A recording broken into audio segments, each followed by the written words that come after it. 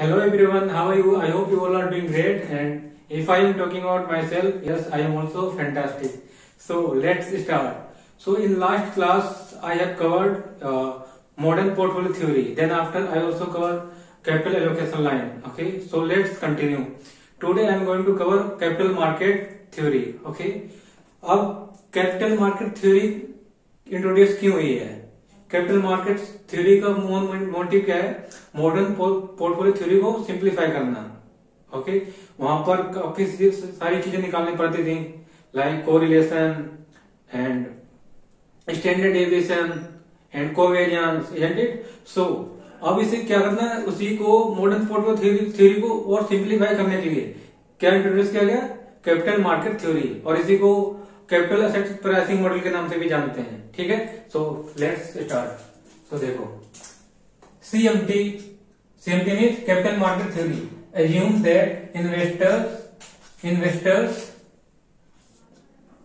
investors are rational, therefore everyone will invest in a diversified portfolio which all provide risk reduction benefit and systematic risk company specific will be eliminated. The risk only which remain is systematic risk non-diversifiable economic related risk which is qualified by beta. अब देखो क्या है इसका मतलब। CMT क्या assume करता है? एक इन्वेस्टर क्या है? रेशनल है। रेशनल मीन्स क्या है? वो समझदार है, सब कुछ आता है। ठीक है, और वो क्या है? वो for every one will invest, और सारे किस में इन्वेस्ट करेंगे? डाइवर्सिफिकेशन में, डिफरेंट सिक्योरिटीज में या डिफरेंट कंपनीज में या डिफरेंट सेक्टर्स में क्या करेंगे? इन्वेस्ट करेंगे, उसका पोर्टफोलियो बनाएंगे वो। ठीक है, और क्या करेंगे? प्रोवाइड करेंगे क्या? Risk reduction benefit. जो क्या करे? बीच portfolio provide risk reduction benefit and also unsystematic risk. और अनसिस्टमेटिक रिस्क क्या है? जो कंपनी स्पेसिफिक रिस्क होता है उसे क्या बोलते हैं? अनसिस्टमेटिक रिस्क, जो कंपनी के अंदर होता है। ठीक है, विल बी एलिमिनेटेड, और क्या कर सके? उसे अनसिस्टमेटिक रिस्क को एलिमिनेट कर सके। ठीक है, उसके बाद क्या है? The risk only which remain is systematic. और कौन सा रिस्क है जो रिमेन सेम रहता है, जिसे क्या करते हैं? चेंज नहीं कर सकते हैं, जिसे एलिमिनेट भी नहीं कर सकते, वो कौन सा रिस्क है? Systematic risk. Okay, and non diversifiable, उसे वो कौन सा risk? Non diversifiable. Okay, and economic related risk, इसे इकोनॉमिक रिलेटेड रिस्क भी कहते हैं, मतलब जो कंपनी के आउटसाइड हो। ओके, लाइक इसमें क्या आ गया? लाइक इन्फ्लेशन आ गया, इंटरेस्ट आ गया, these all are economic related risk which is qualified by beta.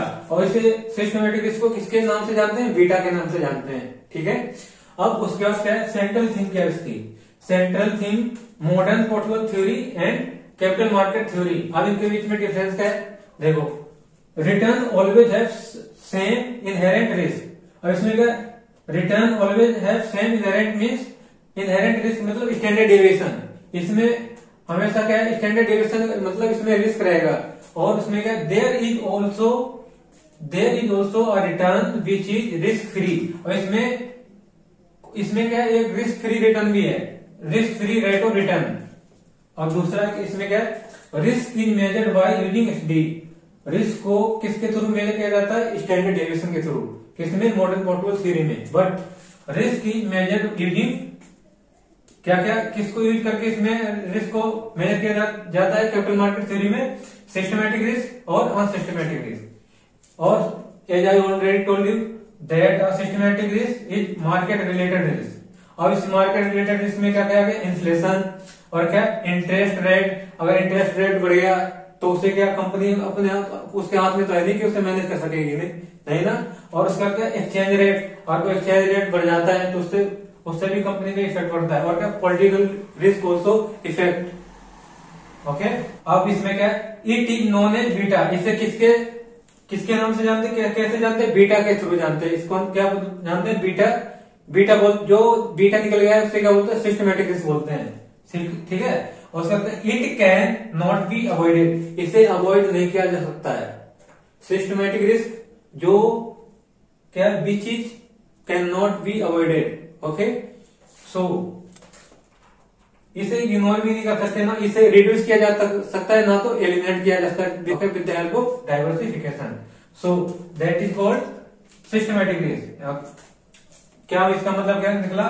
Systematic risk is that risk which is not avoided and which is also known as non diversifiable risk. Okay, so और unsystematic risk क्या है? It can be eliminated by diversification. इसे diversification के through क्या कर सकते हैं? Eliminated कर सकते हैं। अब ये किससे रिलेटेड है? कंपनी स्पेसिफिक रिस्क है। अब कंपनी स्पेसिफिक मीन इसमें क्या? Labour risk. अब लेबर कैसी है उनकी कंपनी की, ठीक है। और उसके बाद मिसमैनेजमेंट, उसका अगर मिसमैनेजमेंट तो उसमें रिस्क होगा। और उसके बाद इंसॉल्वेंट, अगर कंपनी इंसॉल्वेंट हो जाती है तो उसमें रिस्क है, ठीक है। तो ये कौन सा रिस्क हो गया? Unsystematic risk. और इसे क्या है? अवॉइड भी कर सकते हैं, ठीक है। जैसे मिसमैनेजमेंट तो हम अपने उसके मैनेजमेंट को क्या कर सकते हैं? सुधार कर सकते हैं। और लेबर से रिलेटेड कोई रिस्क है तो लेबर को क्या हम चेंज कर सकते हैं, दूसरे लेबर को हायर कर सकते हैं उसकी जगह, है ना। अब थर्ड पॉइंट क्या है? Risk can be reduce. क्या? Risk can reduce by selecting securities with जिसका कोरिलेशन क्या है? 1 से कम है।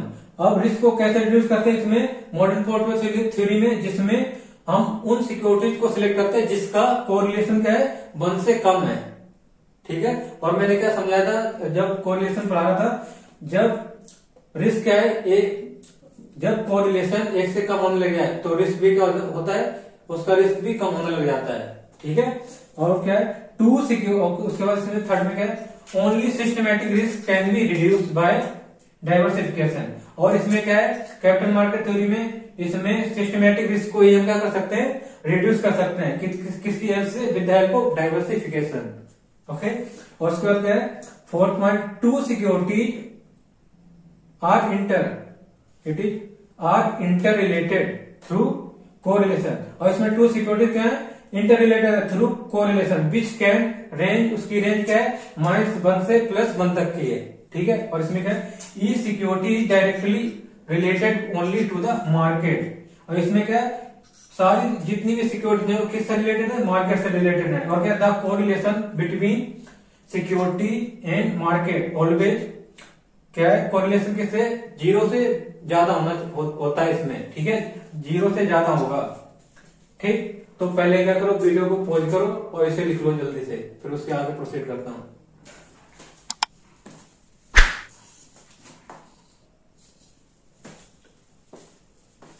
और देखो, इसमें सिस्टमैटिक रिस्क और अनसिस्टमैटिक रिस्क को जब प्लस करेंगे तो उससे क्या निकलेगा? स्टैंडर्ड डेविएशन निकलता है, ठीक है। तो ये क्या है? इन दोनों को प्लस करने से क्या निकलेगा? सिस्टमैटिक और अनसिस्टमैटिक को प्लस करने से क्या आएगा? SD। ओके, लिखो।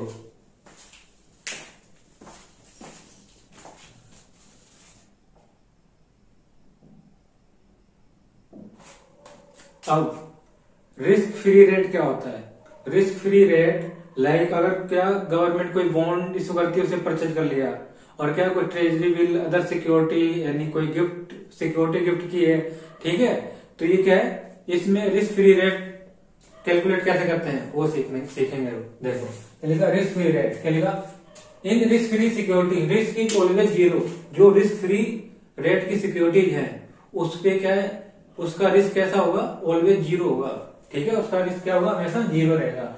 It is rate of return from the government security. इसका रिटर्न किसमें होता है? गवर्नमेंट की security like treasury bills, gift security etcetera. Like government कोई बॉन्ड इशू करती है, ठीक है।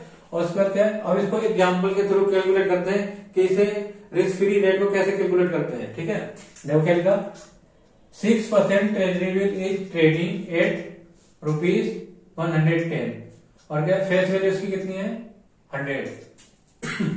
उसके बाद क्या निकालना है इसमें? Risk free rate. अब देखो 6% ट्रेजरी बिल है तो 6% किसका लेंगे? फेस वैल्यू का। तो देखो 6% लो, कितना हो गया? 6, और उसका रेट कितना है? 110, और मल्टीप्लाई कर दो 100 से, आ जाएगा। देखो 6/110 इंटू में 100, ये आएगा 5.45%, ठीक है। अब दूसरा एग्जाम्पल देखिए, इसमें क्या है, इसमें क्या दिया है, रुपीज क्या है, 100 रुपीज फेस वैल्यू है एंड 90 डे इस ट्रेडिंग, 90 डे में ट्रेडिंग कितने को हो रही है, 98.75 में, ठीक है। अब इसमें निकालना है एनुअल का निकालेंगे, ठीक है। एनुअल का रिस्क फ्री रेट कैसे निकालते हैं, देखो 100 माइनस में 98.75 अपॉन में 98.75, ये कितने दिन का दिया है, 91 डेज का, और हम ये ऊपर लेंगे 365 अपॉन में 91 डेज, ठीक है। 91 क्यों लिया, क्योंकि हमें क्या करना है, ईयरली निकालना है, ठीक है। तो क्या करेंगे, 100 माइनस में 98.75 अपॉन में 98.75 इंटू में 365 डिवाइड बाई 91 इंटू में 100, इसे 100 कर दो इंटू में 100 परसेंटेज में लाने के लिए 5.077%, ठीक। और उसके बाद क्या है, treasury bills, treasury bills are available, जब एक से अधिक ट्रेजरी बिल दिए हों तो उस पर रिस्क फ्री रेट कैसे निकालते हैं, तो क्या करना है, जो जितने ट्रेजरी बिल हैं उनको क्या कर दो, एवरेज निकाल दो, बस उसका निकल के आ जाएगा क्या, रिस्क फ्री रेट 4.5% प्लस में 4.9%, इसका एवरेज कर दो, 4.5 प्लस में 4.9 डिवाइड बाई 2, ये आया 4.7%, ठीक। ये रिस्क फ्री रेट है, जो क्या है, गवर्नमेंट कोई सिक्योरिटी या बॉन्ड या कोई गिफ्ट सिक्योरिटी मिली है, ठीक है, तो वो क्या होती है, रिस्क फ्री सिक्योरिटी। और लास्ट क्लास में मैंने क्या समझाया था, लास्ट टॉपिक क्या था लास्ट क्लास का, कैपिटल एलोकेशन लाइन, उसमें क्या फॉर्मूले में थोड़ी गलती हो गई थी, उसके लिए सॉरी। क्या उसका फॉर्मूला, मैंने आर ई की जगह क्या लिख दिया था, आरपी लिख दिया था, आरपी नहीं आएगा, ये ध्यान रखना। उसकी जगह क्या आएगा, R E equal to R F plus में आर एम माइनस में R F, standard deviation of portfolio और स्टैंडर्ड डेविएशन ऑफ मार्केट को डिवाइड करेंगे, ठीक है। आरपी को काट देना वहां पर, और बाकी रिमेन तुम्हारा क्या है, फॉर्मूला सेम रहेगा, ठीक है। इसे करेक्ट कर लेना, वीडियो पॉज करो और लिख लो जल्दी से इसे भी।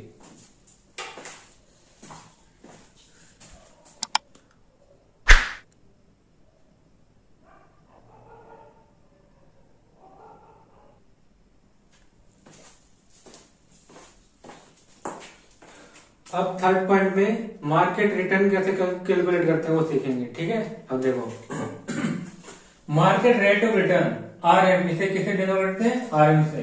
अब इसके 2 ऑप्शन है मार्केट रेट ऑफ रिटर्न निकालने के। नंबर 1 क्या है, ग्रोथ रेट, उसमें प्लस कर दो yield dividend, dividend yield rate, ठीक है।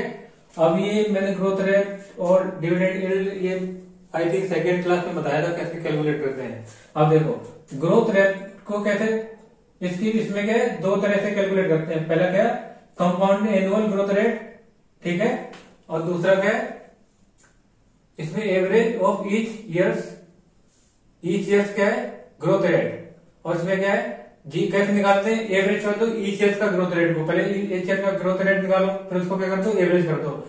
जैसे ईयर 1 को कैसे निकालेंगे, G1 प्लस में बाई 2 माइनस में बाई 1 एंड उसके बाद क्या है, बाई 1 से डिवाइड कर देंगे इंटू में 100। उसके बाद G2 ग्रोथ रेट 2 मतलब सेकेंड ईयर में क्या है, बाई 3 माइनस में बाई 2 इंटू में 100 अपॉन में बाई 2, ठीक है। जो आएगा, जो आ रहा है इसका क्या कर दो, ऐड कर दो, ऐड करने के बाद क्या कर देना, एवरेज करना है, तो इसका क्या करना है, इसको 2 से डिवाइड कर देना है, एवरेज निकाल देना है, ठीक है। और इसमें क्या है, इसमें देखो future value and current value upon क्या है, प्लस 1 GN। और इसमें बताया था ना growth rate, compounded annual growth rate में कैसे निकालते हैं, फ्यूचर वैल्यू मतलब जैसे 2 साल के लिए दिया है, और उसकी करंट वैल्यू मतलब करंट प्राइस क्या है, करंट वैल्यू, ठीक है, उसकी करंट वैल्यू कितनी है। और जैसे 3 साल के लिए, तो 3 साल के बाद उसकी कितनी वैल्यू है, उसकी 3 ईयर की वैल्यू वो यहाँ पर आएगी, ठीक है। और सारी वैल्यू से पुट कर दो इक्वेशन में, बस आपके निकल के आ जाएगी क्या, कंपाउंडेड एनुअल ग्रोथ रेट, ठीक है। और उसी में क्या करते ना, डिविडेंड यील्ड को प्लस कर दो, ओके। और इसमें ऑप्शन 2 में क्या है, total return of all security. इसमें total return of all security, total return मतलब ऑल सिक्योरिटीज का टोटल रिटर्न कर दो। और उसके बाद क्या करना है, टोटल कॉस्ट इन्वेस्टमेंट, और उसकी जो भी सिक्योरिटीज में इन्वेस्टमेंट किया उसकी टोटल कॉस्ट क्या है, वो यहाँ पर आ जाएगी, उसकी इन्वेस्टमेंट कितनी की थी, ठीक है। और वीडियो पॉज कर लो, इसे भी लिख लो जल्दी से।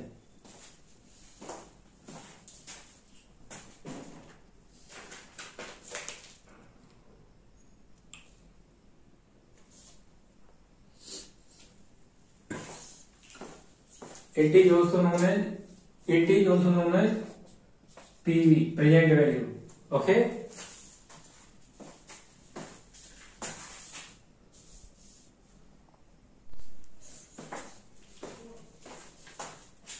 अब नेक्स्ट क्या करेंगे, नेक्स्ट कैरेक्टरिस्टिक लाइन को सीखेंगे। कैरेक्टरिस्टिक लाइन कैसे निकालते हैं, कैसे कैलकुलेट करते हैं। ठीक है, कैरेक्टरिस्टिक लाइन क्या है, इसे किसे और नाम से जानते हैं, line of best fit and regression line. अब इसे क्या है, रिग्रेशन लाइन ये क्या करती है, ये टू वेरिएबल का रिलेशनशिप को क्या करती है, मेजर करती है, measure relationship between two variables. ठीक है, अब इसमें देखो इसका फॉर्मूला क्या है, आर एस इक्वल टू क्या है, अल्फा प्लस में बीटा इंटू में रिटर्न ऑफ मार्केट, ये रिटर्न ऑफ सिक्योरिटी। अब देखो क्या है, alpha equal to R S when R M equal to 0। क्या है, अल्फा क्या है, कैन भी पॉजिटिव भी हो सकता है और नेगेटिव भी हो सकता है। ओके, और इसका क्या है, B slope of line. Slope of line क्या है, इसमें बीटा कैसे निकलता है, चेंज इन क्या है, सिक्योरिटी रिटर्न, और change in market return. Change in मतलब जब 2 ईयर का डाटा दिया हो तभी तो आएगा ये चेंज इन। और क्या, covariance of standard, covariance of security और मार्केट अपॉन में स्टैंडर्ड डेविएशन ऑफ मार्केट, और उसका स्क्वायर कर दो, क्या आ जाएगा, वेरियंस। ठीक है, और क्या है, ये क्या, correlation of security and market, covariance of security और मार्केट, कोवेरियंस सिक्योरिटी और मार्केट। तो क्या उसका formula, covariance of security market correlation into में स्टैंडर्ड डेविएशन ऑफ बाय किसे डिनोट करता है, सिक्योरिटी को, और ये क्या, मार्केट रिटर्न को, मार्केट रिस्क को, सॉरी। ठीक है, और इसमें क्या है, correlation of security and market into में स्टैंडर्ड डेविएशन ऑफ क्या है, security and standard deviation of market. Okay, और इसके बाद क्या है, इसमें स्टेप है। फर्स्ट स्टेप में क्या करेंगे, फर्स्ट स्टेप में फाइंड करेंगे बीटा, और बीटा कैसे कैलकुलेट करते हैं, ये सारे बीटा कैलकुलेट करने के फॉर्मूले हैं। ठीक है, इनके थ्रू करते हैं। और क्या, स्टेप टू में क्या करते हैं, फाइंड करते हैं अल्फा का फॉर्मूला क्या है, क्या ये, return of security bar minus में बीटा इंटू में R M return of market bar. Okay, और उसके बाद क्या करेंगे, स्टेप 3 में राइट करेंगे इक्वेशन, ये इक्वेशन राइट कर दो, उसके बाद एंड वैल्यू को पुट कर दो, और तुम्हारे क्या निकल के आएगा, कैरेक्टरिस्टिक लाइन। ओके, अब वीडियो पॉज करो, इसे भी लिख लो। फिर इसके बाद कहने how to calculate beta in detail we will learn. Okay,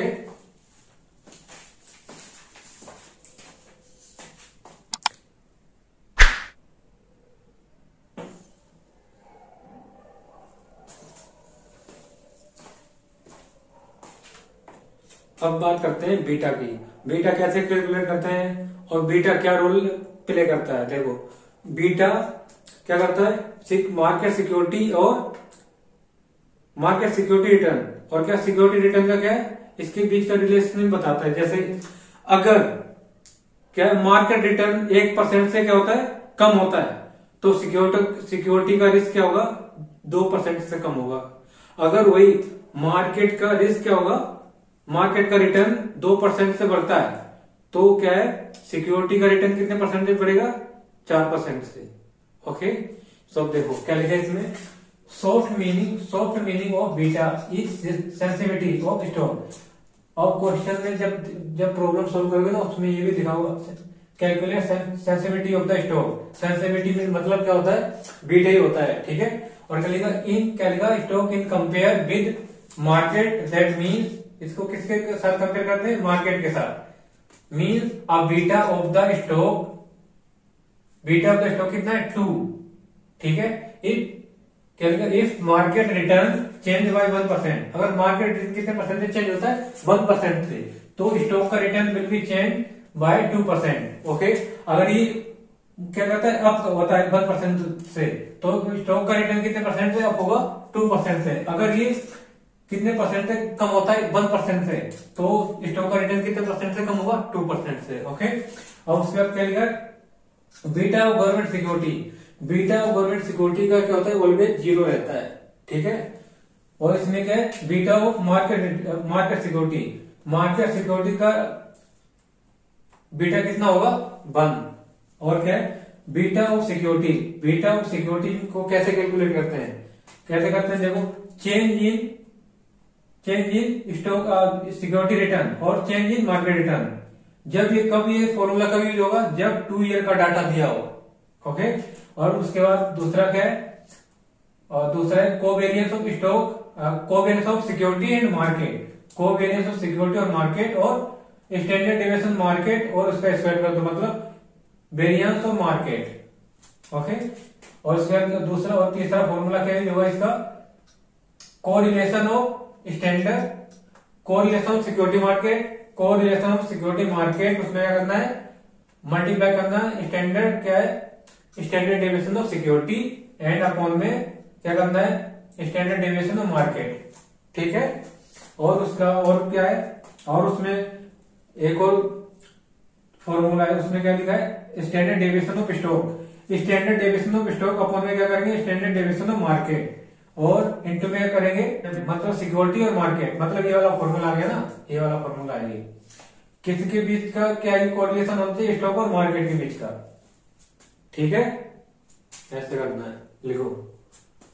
और इसमें क्या है, एक एग्जांपल भी है, एग्जांपल में देखो क्या लिखा है, कोरिलेशन ऑफ सिक्योरिटी और मार्केट का कितना है 0.80, और उसका सिक्योरिटी का स्टैंडर्ड डेविएशन कितना 5% और मार्केट का स्टैंडर्ड डेविएशन कितना 4.5%।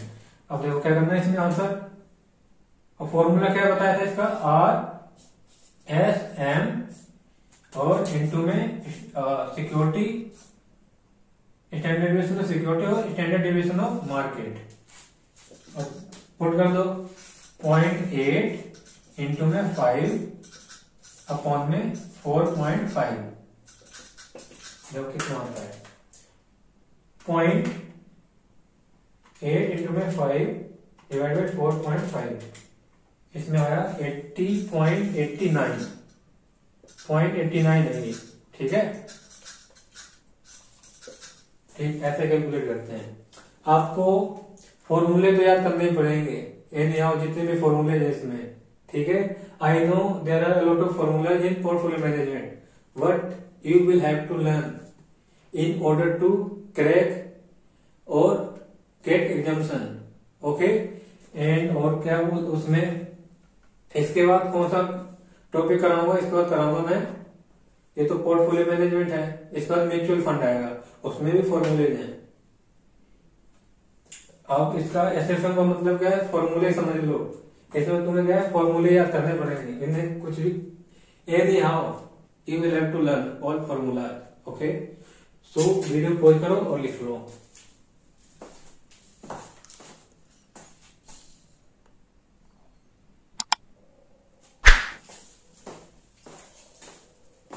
नाउ अब कैपिटल असेट्स प्राइसिंग मॉडल का ऑब्जेक्टिव क्या है वो देखते हैं। देखो कैपिटल असेट्स प्राइसिंग मॉडल, इसमें क्या था, objective of capital assets pricing model is to find out theoretical price. इसका मेन ऑब्जेक्टिव क्या है, थ्योरेटिकल प्राइस को फाइंड आउट करना, ओके। और क्या लिखा, कैपिटल असेट्स, कैपिटल असेट्स क्या है, जो सिक्योरिटी इशू की गई है, ठीक है, बाहर, ठीक है, बाहर मतलब मार्केट में, जो उनका जो वैल्यू है, जो उनकी वैल्यू है ना सिक्योरिटी की, value of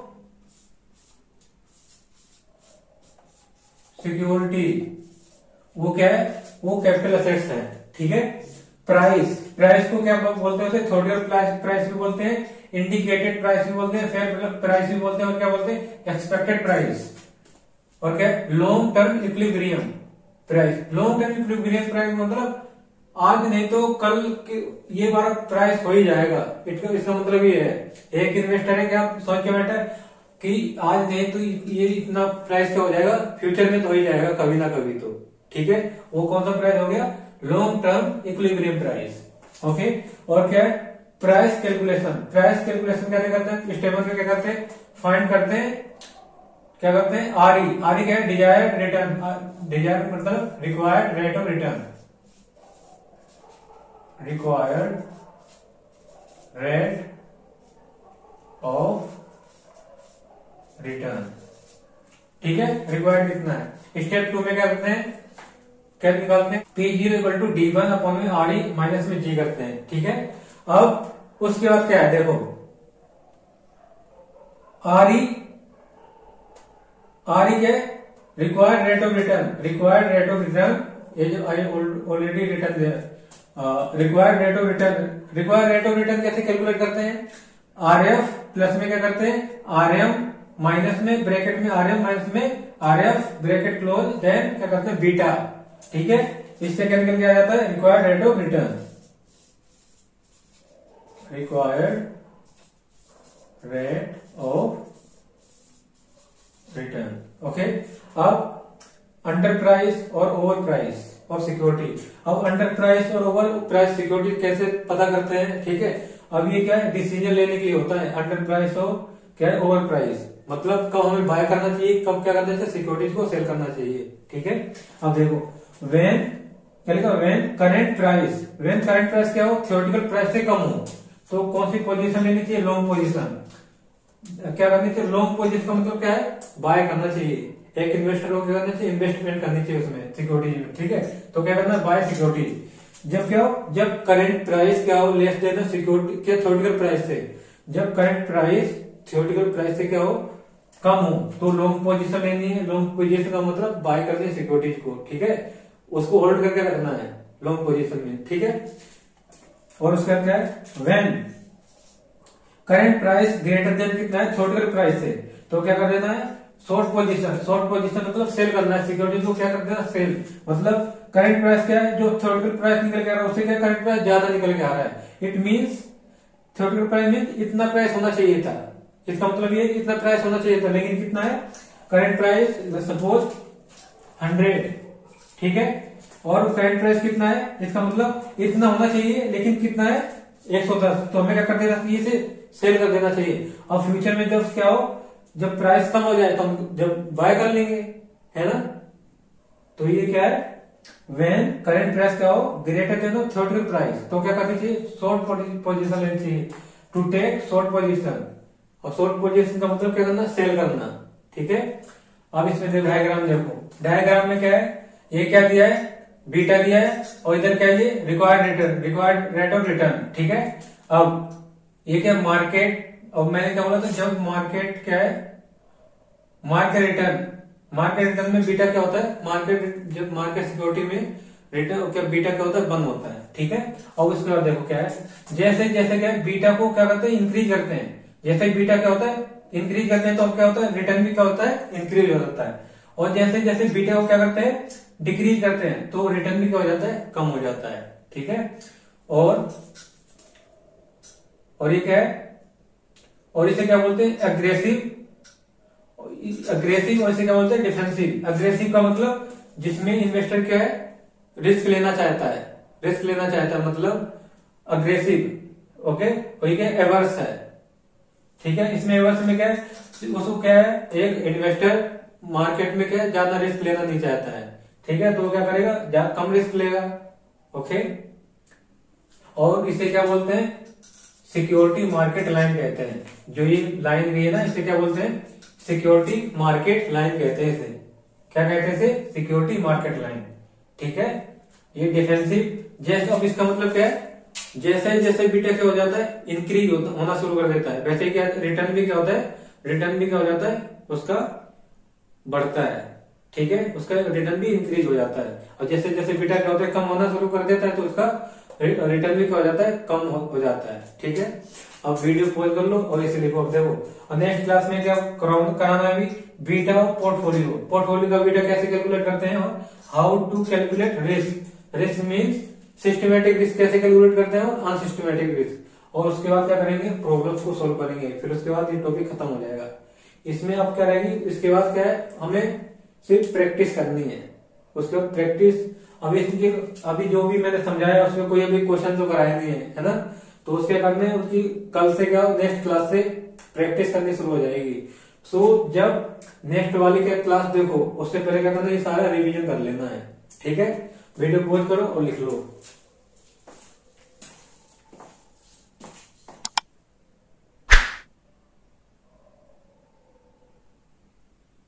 So I think it is enough for today. In next class, I will cover how to calculate portfolio beta and how to calculate systematic risk and unsystematic risk. Okay. So if you like this video, then do like, share and subscribe. And one more thing. In next class, I will cover some more practical problems. So please do revise all which I have already covered. Okay? Revision is very important, as we all know. Because without revision, you can't solve any single problem. So please do revise all which I have covered before watching next video, next part. Okay? So till then, bye bye and take care.